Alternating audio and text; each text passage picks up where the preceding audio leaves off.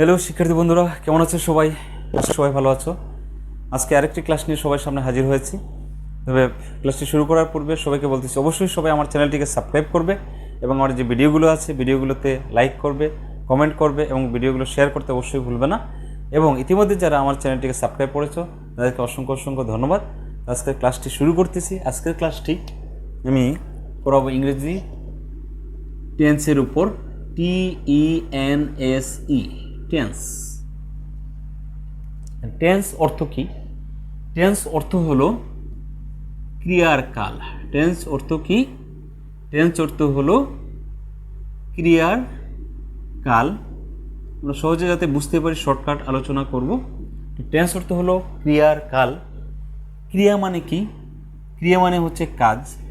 ক্রিয়ার যেহেতু, তাহলে এখানে ক্রিয়ার মানে হচ্ছে কাজের, আর কাল অর্থ হলো তোমার সময়। তাহলে টেন্স অর্থ কিন্তু আমরা সহজেই বুঝতে পারি যে টেন্স অর্থ হলো কাজের সময়। সহজে আমরা মনে রাখার জন্য আসলে এইভাবে মনে রাখতে পারি টেন্সটা কি? কাজের সময়। এই কাজের সময় যেমন এখন আমি পড়াচ্ছি, এখন একটা সময়, গতদিন ক্লাস করেছিলাম, গতদিন আরেকটা সময় ছিল, আগামী ক্লাসে আবার আরেকটা ক্লাস নেব, সেটা কিন্তু আরেকটা ক্লাস। তাহলে এইভাবে কাজের যে সময়, এই সময়টাই কিন্তু আসলে আমাদের টেন্স। টেন্স কত প্রকার আমরা জানি? টেন্স হলো 3 প্রকার। Present tense, PRESENT, present tense. তারপরে past tense, TENS, past tense. তারপরে future tense, FUTURE, future tense. এর মতো আমাদের টেন্স কত প্রকার? 3 প্রকার। এই 3 প্রকার টেন্স, প্রেজেন্ট টেন্স অর্থ কি? বর্তমান, বর্তমানকাল। পাস্ট টেন্স অর্থ অতীতকাল। আর ফিউচার টেন্স অর্থ হলো ভবিষ্যৎকাল। ভবিষ্যৎকাল এগুলো কাকে বলে সংজ্ঞাগুলো নিয়ে আসলে আলোচনা করব না। আমি এর গঠন প্রণালী বা পরবর্তী যেগুলো মানে ইম্পর্টেন্ট, খুবই ইম্পর্টেন্ট, এগুলো নিয়ে আলোচনা করব। আর যে সংজ্ঞা যেগুলো আছে এগুলো তোমরা বই থেকে পড়ে নেবে। তাহলে টেন্স অর্থ কি? ক্রিয়ার কাল। ক্রিয়া মানে কি? কাজ। আর ক্রিয়ার মানে হচ্ছে কাজের, আর কাল অর্থ হলো সময়। টেন্স অর্থ হলো মূলত কাজের সময়। কাজের সময়টাকেই মূলত টেন্স বলা হয়। এই টেন্সকে কত ভাগে ভাগ করা হয়? 3 ভাগে ভাগ করা হয়। Present tense, past tense, future tense. Present tense অর্থ কি?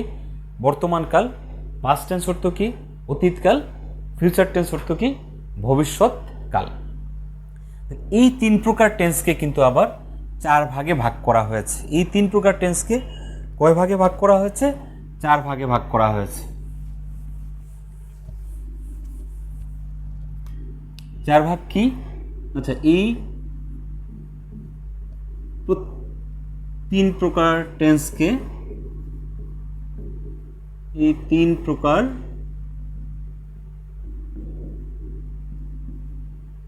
টেন্সকে আবার 4 ভাগ করে ভাগ করা হয়েছে। 4 ভাগ করে ভাগ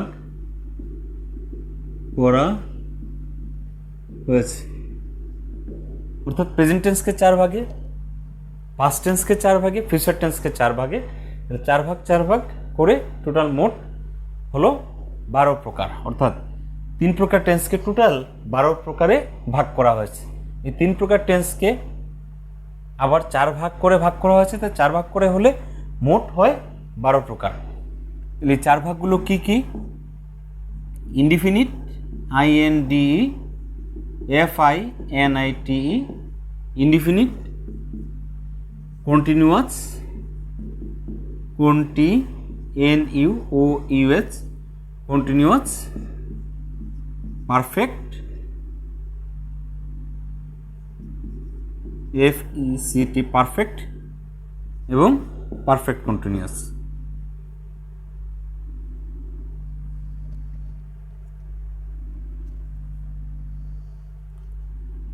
PER perfect, FECT, perfect, continue, new OUS, perfect continuous. Indefinite মানে সাধারণ, কন্টিনিউয়াস অর্থ হলো ঘটমান, পারফেক্ট হলো পুরা ঘটিত,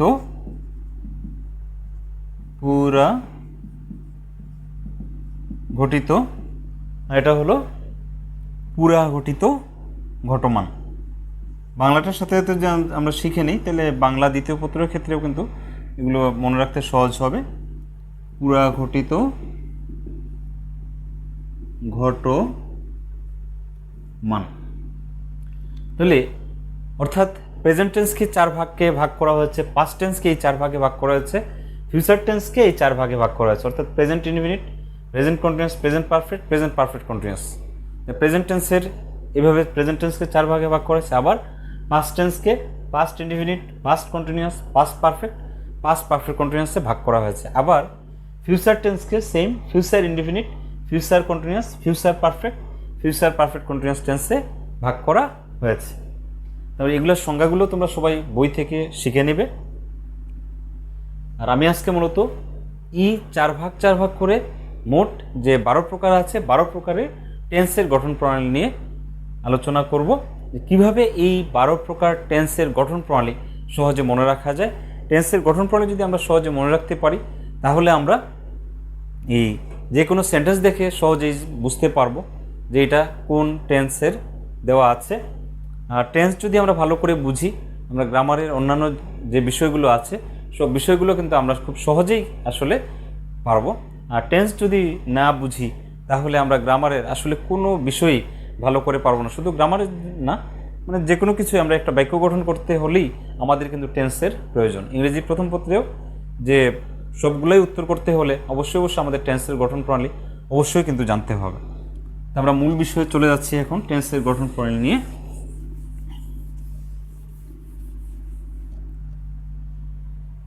আমরা যেহেতু টোটাল টেন্স হচ্ছে কত প্রকার? 12 প্রকার।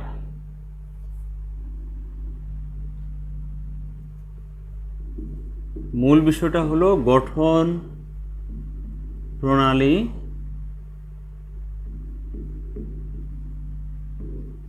সহজে মনে রাখার কৌশল।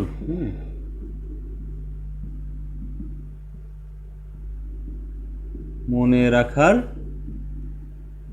কৌশল। টেন্সের গঠন প্রণালী সহজে মনে রাখার কৌশল।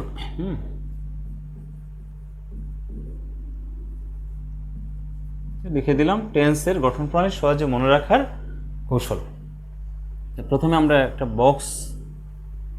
বক্স করে নিচ্ছি। যেহেতু 12 প্রকার টেন্স হবে, 1 2 3 4 5 6 7 8 9 10 আরেকটা দিয়ে দিন 11 12 13। এদিকে আমরা লিখতেছি টেন্স, TENS, টেন্স।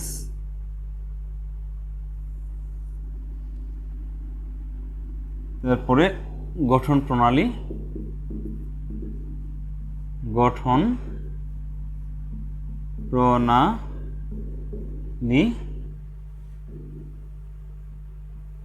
এদিকে আমরা এক্সাম্পলগুলো লিখব।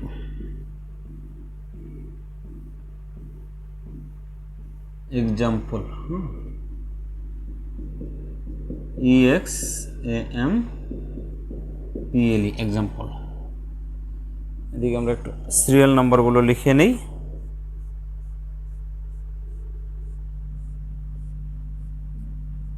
ওয়ান 2 3 4 5 6 7 8 9 10 11 12 অর্থাৎ যে 12 প্রকার টেন্স আছে সেগুলো আমরা একটু লিখব। প্রেজেন্ট, প্রেজেন্ট পুরো লিখলাম না, শুধু প্রেজেন্ট আগে যেহেতু প্রেজেন্ট লিখেছি। IND indefinite, present continuous, present perfect, present perfect continuous, same to same past indefinite, past continuous, past perfect, past perfect continuous, future FUTURE future, indefinite,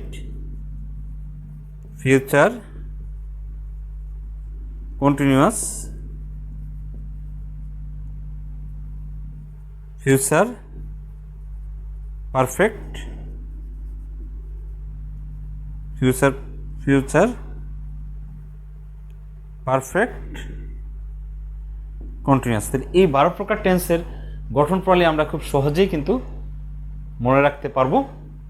একটু কিন্তু প্র্যাকটিস করতে হবে, প্র্যাকটিস করলে কিন্তু আসলে সহজে মনে রাখা যাবে। তাহলে প্রেজেন্ট ইনডিফিনিট এবং পাস্ট ইনডিফিনিট এই দুইটা টেন্সে সাবজেক্টের পর কিন্তু কোনো অক্সিলারি ভার্ব বসে না। প্রেজেন্ট ইনডিফিনিট টেন্সের গঠন প্রণালীটা হচ্ছে, আচ্ছা সবগুলোতেই শুরুতে কিন্তু দেখো খুব সহজে মনে রাখতে পারবে, সবগুলোতে শুরুতেই কিন্তু সাবজেক্ট হবে। কি হবে অবশ্যই বুঝতে পারতেছো, সবগুলোতেই শুরুতে আমরা একটা বাক্য যখন গঠন করব অবশ্যই সবগুলা বাক্যে আমাদের একটা সাবজেক্ট দরকার হবে। এই জন্য সবগুলোতে আমি সাবজেক্ট লিখে নিলাম। দেখো খুব সহজে কিন্তু আসলে মুখস্থ করতে পারবে, একটু বুঝলেই। আর মুখস্থ করার বিষয় না, বুঝলে কিন্তু এমনিতেই অটোমেটিক্যালি মুখস্থ হয়ে যাবে।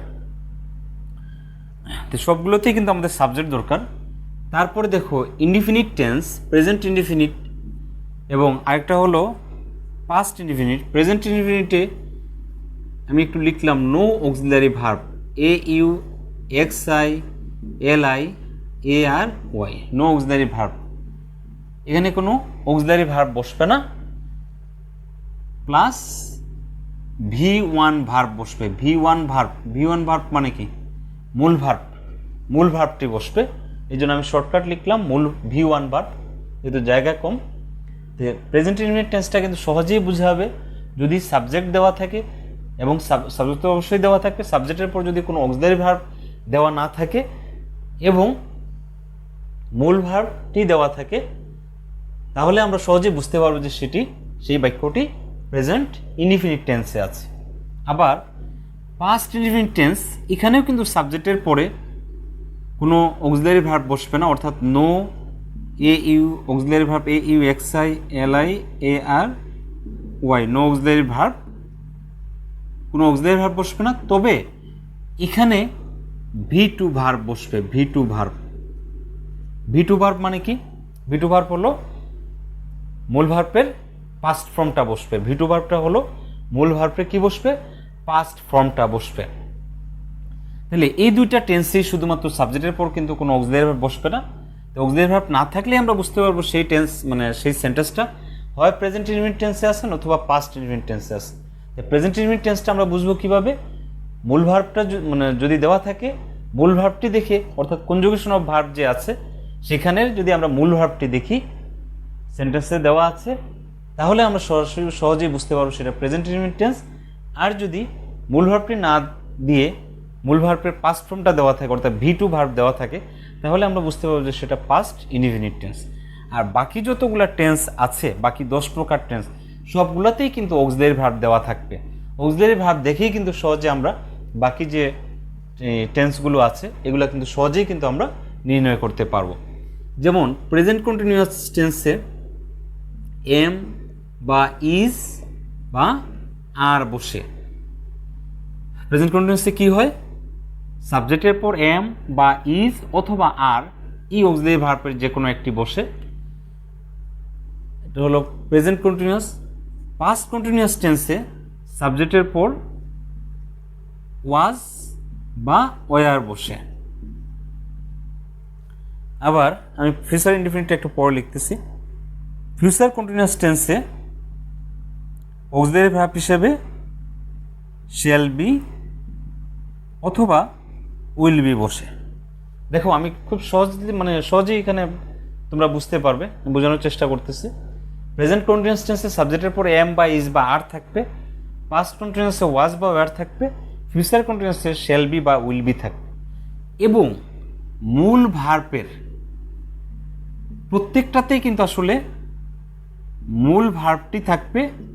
মূল ভার্ব আমি এখানে লিখলাম V1 ভার্ব, প্রত্যেকটাতেই কিন্তু লিখলাম V1 verb plus V1 verb, এবং সবগুলা ভার্বের সাথেই আইএনজি যুক্ত হবে। সবগুলা ভার্বের সাথে আইএনজি যুক্ত হবে।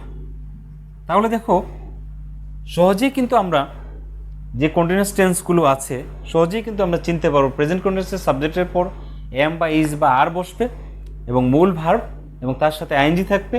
পাস্ট কন্টিনিউয়াস টেন্সের সাবজেক্টের পর ওয়াজ বা ওয়্যার থাকবে, মূল ভার্ব থাকবে, তার সাথে আইএনজি যুক্ত থাকবে। ফিউচার কন্টিনিউয়াস টেন্সে সাবজেক্টের পর শ্যাল বি বা উইল বি থাকবে, মূল ভার্বের সাথে আইএনজি যুক্ত থাকবে। তাহলে সহজেই কিন্তু আমরা যে কন্টিনিউয়াস টেন্সগুলো আছে সেগুলো চিনতে পারবো। তারপরে পারফেক্ট টেন্সে প্রেজেন্ট পারফেক্টে সাবজেক্টের পর হ্যাভ বা হ্যাজ থাকে, পাস্ট পারফেক্টে সাবজেক্টের পর হ্যাড থাকে, আর ফিউচার পারফেক্টে সাবজেক্টের পর শ্যাল হ্যাভ অথবা উইল হ্যাভ থাকে। কিন্তু শ্যাল হ্যাভ অথবা উইল হ্যাভ, এবং সবগুলা পারফেক্ট টেন্সেই V3 ভার্ব হবে। V3 ভার্ব মানে কি? কনজুগেশন অফ ভার্বের পাস্ট পার্টিসিপল ফর্ম, মূল ভার্বের পাস্ট পার্টিসিপল ফর্মটা থাকবে V3 verb plus V3 verb. তাহলে পারফেক্ট টেন্সটাও কিন্তু আমরা সহজে চিনতে পারবো। প্রেজেন্ট পারফেক্টটা চিনবো কীভাবে? সাবজেক্টের পর হ্যাভ বা হ্যাজ দেওয়া থাকবে, মূল ভার্বের পাস্ট পার্টিসিপল ফর্ম দেওয়া থাকবে, পাস্ট পারফেক্টের সাবজেক্টের পর হ্যাড থাকবে আর মূল ভার্বের পাস্ট পার্টিসিপল ফর্ম তো থাকবে। ফিউচার পারফেক্টের সাবজেক্টের পর শ্যাল হ্যাভ বা উইল হ্যাভ থাকবে আর মূল ভার্বের পাস্ট পার্টিসিপল ফর্ম থাকবে। তাহলে অক্সিলারি ভার্বগুলো দেখে কিন্তু আমরা সহজে এই টেন্সগুলো চিনতে পারবো। আর পারফেক্ট টেন্সে তো অবশ্যই সবগুলোতে কী থাকবে? মূল ভার্বের পাস্ট পার্টিসিপল ফর্ম থাকবে। তারপরে আসি আমরা perfect continuous, present perfect continuous, past perfect continuous, future perfect continuous. Present perfect কন্টিনিউয়াসের সাবজেক্টের পর হ্যাভ বিন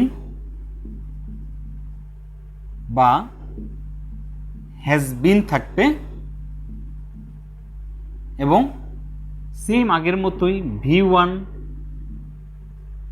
V1 ভার্ব মানে মূল ভার্ব, V1 ভার্ব তার সাথে আইএনজি যুক্ত থাকবে। সেম পাস্ট পারফেক্ট কন্টিনিউয়াসে হ্যাড বিন হবে plus V1 verb plus ING. Future perfect কন্টিনিউয়াসেও শ্যাল হ্যাভ বিন অথবা will have been plus V1 verb plus ING.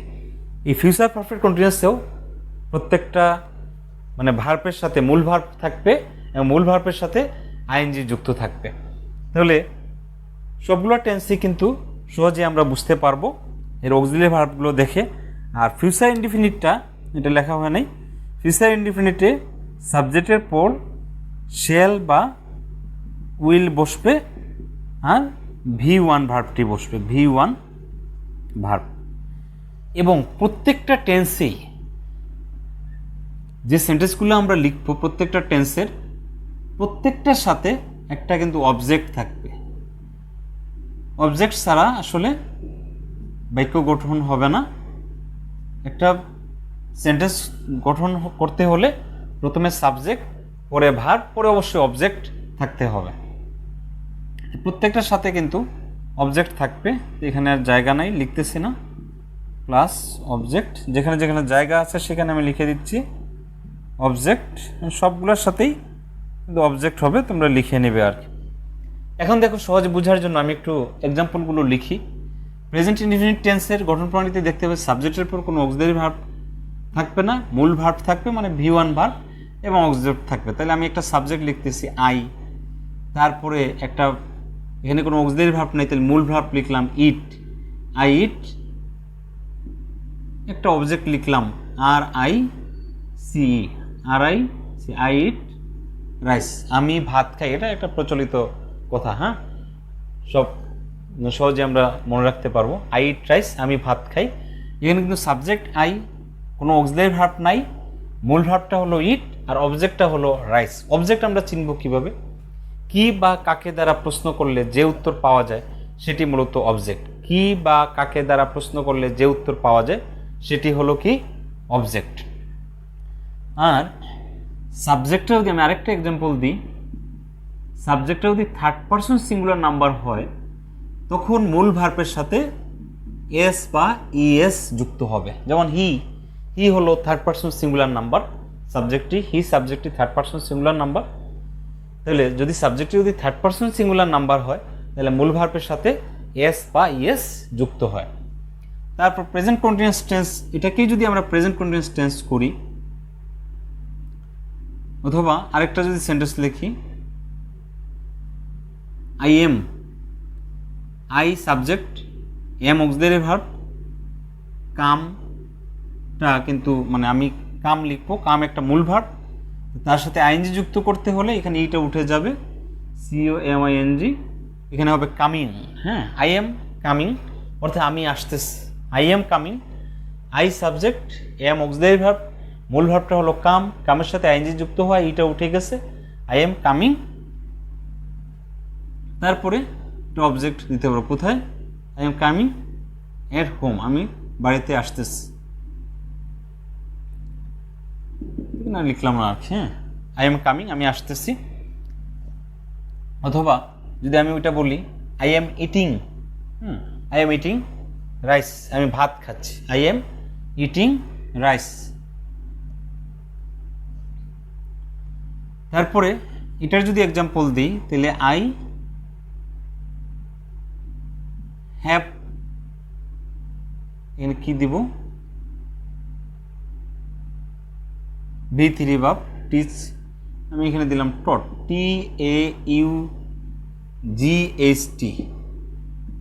অবজেক্টটা লিখলাম না, আই হ্যাভ টট, আমি, I subject, have auxiliary verb, V3 verb মানে teach, teach থেকে আসছে টট, teach, টট, টট।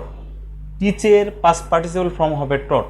আমরা সাবজেক্ট হলো আই, হ্যাভ যদি থাকে সাবজেক্টের পর বা অথবা হ্যাজ থাকে, আর মূল ভার্বে যদি পাস্ট পার্টিসিপল ফর্ম দেওয়া থাকে, যেমন টিচের পাস্ট পার্টিসিপল ফর্ম হচ্ছে টট, আই হ্যাভ টট, আমি কি করতেছি? পড়াচ্ছি। আই হ্যাভ টট, আমি পড়াচ্ছি। তাহলে ই সাবজেক্টের পর হ্যাভ বা হ্যাজ যদি থাকে, মূল ভার্বের পাস্ট পার্টিসিপল ফর্ম থাকে, তাহলে আমরা সহজে বুঝতে পারবো সেটা প্রেজেন্ট পারফেক্ট টেন্স। এটাতেও যদি আমি এইভাবে লিখি, আই হ্যাভ, আরেকটা এক্সাম্পল এখানে আমি দিচ্ছি,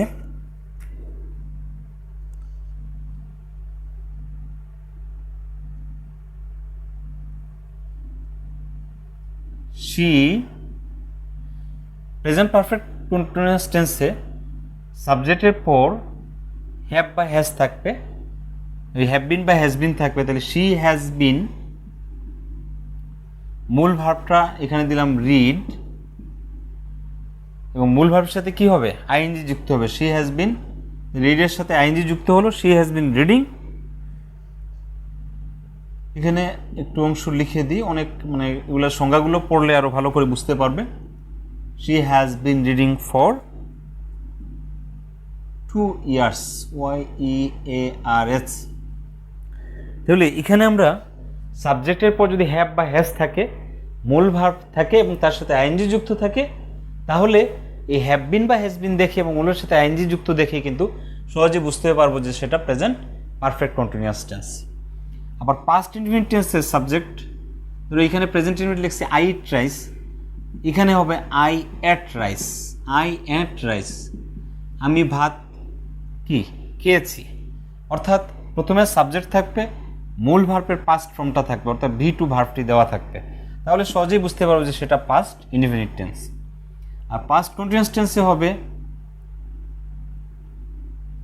ধরো I was reading, R E A D I N G, object লিখলাম না, হ্যাঁ, আই ওয়াজ রিডিং, আমি বই পড়তেছিলাম। সাবজেক্টের পর ওয়াজ বা ওয়ার দেওয়া থাকে, মূল ভার্বের সাথে আইএনজি দেওয়া থাকে, তাহলে আমরা সহজে বুঝতে পারবো যে সেটা past continuous tense. I was reading a book, হ্যাঁ, সাবজেক্টের পর ওয়াজ বা ওয়ার থাকে আর মূল ভার্বের সাথে আইএনজি যুক্ত থাকে, সহজেই বুঝতে পারবো যে সেটা পাস্ট পাস্ট কন্টিনিউয়াস টেন্স। আর পাস্ট পারফেক্ট টেন্সটা আমরা চিনব কিভাবে? এখানে লিখলাম আই, পরে অবশ্যই মানে সাবজেক্টের পর একটা হ্যাড থাকবে, মূল ভার্বটা আবার ইট দিলাম, সেই ইটেন, তাহলে মূল ভার্বটা ইট, এটা হয়ে যাবে eaten, E A T E N, eaten. I had eaten rice, আমি ভাত খেয়েছি, হ্যাঁ খেয়েছিলাম, আই হ্যাড ইটেন রাইস। তাহলে এখানে সাবজেক্টের পর যদি হ্যাড থাকে, মূল ভার্বের পাস্ট পার্টিসিপল ফর্ম দেওয়া থাকে, তখন আমরা সহজেই বুঝতে পারবো যে এটা পাস্ট পারফেক্ট টেন্স। তারপরে পাস্ট পারফেক্ট কন্টিনিউয়াস টেন্সটা সাবজেক্টের পর পাস্ট পারফেক্ট কন্টিনিউয়াস টেন্স লিখলাম KARIM, একটা নাম দিলাম করিম, তারপর অবশ্যই মানে সাবজেক্ট লিখলাম, এখানে হ্যাড বিন থাকবে। পাস্ট পারফেক্ট টেন্স হতে হলে সেখানে কি থাকবে? সাবজেক্টের পর হ্যাড বিন দেওয়া থাকবে, HAD। এই হ্যাড বিন দেখে কিন্তু সহজে আমরা বুঝতে পারবো যে এটা past perfect continuous tense. Had been, Karim had been teaching, মূল ভার্ব হলো টিচ, TEACH, এবং তার সাথে আইএনজি যুক্ত থাকবে, তাহলে Karim had been teaching for 10 years, for 10 YEARS। তাহলে সাবজেক্টের পর যদি হ্যাড বিন থাকে, মূল ভার্বের সাথে আইএনজি যুক্ত থাকে, সহজেই আমরা বুঝতে পারবো যে সেটা পাস্ট পারফেক্ট কন্টিনিউয়াস টেন্স। আর ফিউচার ইনডিফিনিট টেন্স, আচ্ছা, আই শ্যাল গো, আমি যাব, এইগুলো লিখলাম না, হ্যাঁ, আই শ্যাল গো, আমি যাব। তাহলে সাবজেক্টের পর যদি আই থাকে, সাবজেক্টের পর যদি শ্যাল বা উইল থাকে, মূল ভার্বটা দেওয়া থাকে, তাহলে সহজেই বুঝতে পারবো যে সেটা ফিউচার ইনডিফিনিট টেন্স। তারপরে এটাও লিখলাম, আই শ্যাল বি গোয়িং। সাবজেক্টের পর যদি শ্যাল বি থাকে, মূল ভার্বের সাথে শ্যাল বি বা উইল বি থাকে, মূল ভার্বের সাথে আইএনজি যুক্ত থাকে, তাহলে সহজেই আমরা বুঝতে পারবো সেটা ফিউচার কন্টিনিউয়াস টেন্স। আর ফিউচার পারফেক্ট টেন্সটা হবে,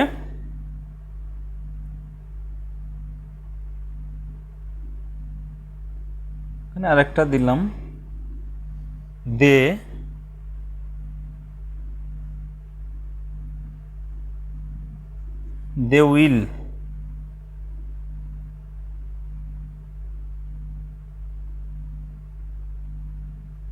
উইল হ্যাভ। ফিউচার পারফেক্ট টেন্সে সাবজেক্টের পর শ্যাল হ্যাভ বা উইল হ্যাভ থাকবে।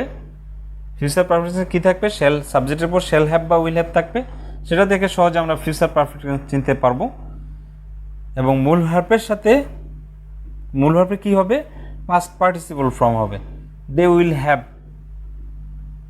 ধরো গান, তারা যাবে, হ্যাঁ, দে উইল হ্যাভ গান। সাবজেক্টের পর যদি শ্যাল হ্যাভ বা উইল হ্যাভ থাকে, মূল ভার্বের পাস্ট পার্টিসিপল ফর্ম দেওয়া থাকে, তাহলে কিন্তু সহজেই আমরা বুঝতে পারবো যে সেটা ফিউচার পারফেক্ট টেন্স। আর ফিউচার পারফেক্ট কন্টিনিউয়াস টেন্সে সাবজেক্টের পর সেম এটাই লিখলাম, they will have been, shall have been বা উইল হ্যাভ বিন থাকবে, আর মূল ভার্বের সাথে আইএনজি যুক্ত থাকবে। মূল ভার্বের সাথে কি যুক্ত থাকবে? আইএনজি যুক্ত থাকবে। সাবজেক্টের পর যদি শ্যাল হ্যাভ বিন বা উইল হ্যাভ বিন থাকে এবং মূল ভার্বের সাথে আইএনজি যুক্ত থাকে, তাহলে কিন্তু সহজে আমরা সেটা চিনতে পারবো যে সেটা ফিউচার পারফেক্ট কন্টিনিউয়াস টেন্স। তাহলে আবার একটু আমরা রিভিশন দিচ্ছি, যদি লেখাগুলো আসলে একটু ছোট দেখাচ্ছে মনে হচ্ছে। আমরা প্রেজেন্ট ইনডিফিনিট টেন্স এবং পাস্ট ইনডিফিনিট টেন্স খুব সহজেই বুঝতে পারবো। সাবজেক্টের পরে যদি কোনো অক্সিলারি ভার্ব দেওয়া না থাকে তাহলে সেটা হয় প্রেজেন্ট ইনডিফিনিট টেন্স হবে নতুবা পাস্ট ইনডিফিনিট টেন্স হবে। তাহলে প্রেজেন্ট ইনডিফিনিট টেন্স আমরা চিনব কিভাবে? সাবজেক্টের পর যদি মূল ভার্বটি দেওয়া থাকে তাহলে সহজেই আমরা বুঝতে পারবো যে সেটা প্রেজেন্ট ইনডিফিনিট টেন্স। আর যদি সাবজেক্টের পর যদি মূল ভার্বের পাস্ট ফর্মটা দেওয়া থাকে তাহলে সাবজেক্টের পর যদি মূল ভার্বের পাস্ট ফর্মটা দেওয়া থাকে তখন সেটা আমরা বুঝতে পারবো পাস্ট ইনডিফিনিট টেন্স। আর বাকি যে টেন্সগুলা 10 প্রকার টেন্স সবগুলাই সাবজেক্টের পর অক্সিলারি ভার্বগুলা দেখেই কিন্তু আমরা সহজে বুঝতে পারবো সেইগুলো মানে সেই সেন্টেন্সগুলো কোন টেন্সে আছে। প্রেজেন্ট কন্টিনিউয়াস আমরা চিনব কিভাবে? সাবজেক্টের পর এম ইজ বা আর থাকবে, মূল ভার্বের সাথে আইএনজি যুক্ত থাকবে। পাস্ট কন্টিনিউয়াস টেন্সে সাবজেক্টের পর ওয়াজ বা ওয়্যার থাকবে, মূল ভার্বের সাথে আইএনজি যুক্ত থাকবে। ফিউচার কন্টিনিউয়াসের সাথে সাবজেক্টের পর শ্যাল বি বা উইল বি থাকবে, মূল ভার্বের সাথে আইএনজি যুক্ত থাকবে। আর আবার সেম একই রকম present perfect continuous, future perfect continuous, past perfect continuous, এই সবগুলোতেও কিন্তু আইএনজি যুক্ত থাকে। আইএনজি যুক্ত থাকে কিন্তু আসলে কত প্রকার টেন্সে টোটাল 6 প্রকার tense. Present continuous, past continuous, future continuous, present perfect continuous, past perfect continuous, future perfect continuous, 6 প্রকার টেন্সেই কিন্তু মূল ভার্বের সাথে আইএনজি যুক্ত থাকে। সহজেই কিন্তু এগুলো মনে রাখা সম্ভব। আর শুধুমাত্র 3টা টেন্স যে আছে, present perfect, past perfect, future perfect, এই 3টি টেন্সে সাবজেক্টের পর অক্সিলারি ভার্ব বসানোর পরে মূল ভার্বের পাস্ট পার্টিসিপল ফর্মটা বসে, অর্থাৎ V3 ভার্বটা বসে। এগুলো আসলে মানে এই টেন্সের গঠন প্রণালী যদি না শিখো তোমরা তাহলে কোনো বিষয়ে আসলে ভালো করে লিখতে পারবে না। একটা মানে লেটার বলো, প্যারাগ্রাফ বলো, অ্যাপ্লিকেশন বলো, যাই বলো না কেন, প্রত্যেকটা বিষয়ে কিন্তু টেন্সের গঠন প্রণালীটা অবশ্যই সবাই ভালো করে মনে রাখতে হবে। তো আশা করি তোমরা এখান থেকে বুঝতে পারবে যে শুধু হয়তো লেখাগুলো একটু ছোট মনে হচ্ছে, হয়তো দেখতে প্রবলেম হতে পারে, এরপরও একটু বোঝার চেষ্টা করবে সবাই। আর যদি কোনো প্রশ্ন থাকে অবশ্যই আমার কমেন্টস বক্সে অবশ্যই সবাই কমেন্ট করবে। ধন্যবাদ সবাইকে। আজকের ক্লাস এখানে শেষ করতেছি।